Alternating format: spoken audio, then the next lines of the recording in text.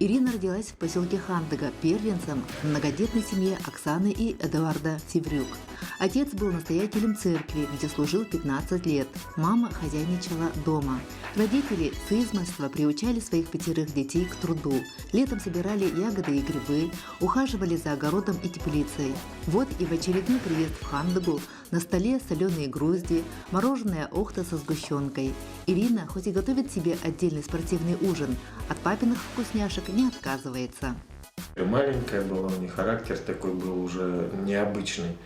И когда подросла маленькая, она даже мальчикам, скажем так, соседским могла в нос дать и все.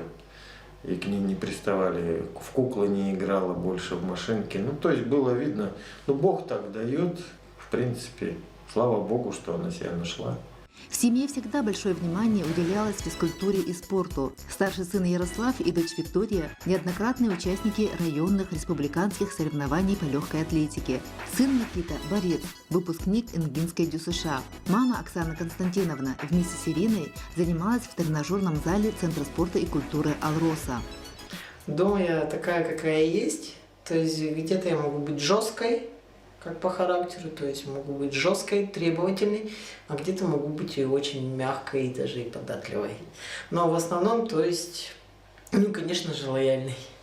То, что это мои родные, с ними все равно ты ведешь вот себя какой ты есть.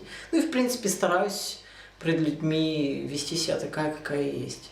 Где бы Ирина ни была, первым делом спешит в спортзал.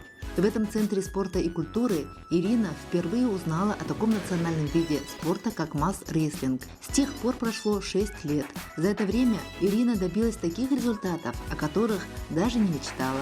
Каждый успех Иры не случайность, а огромный труд, ежедневная борьба с самой собой.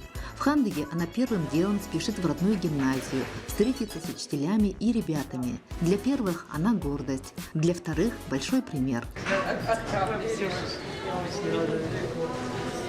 Какая ты молодец.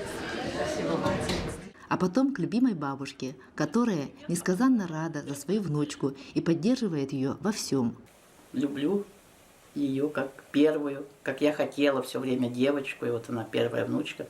Конечно, она для меня как бы все.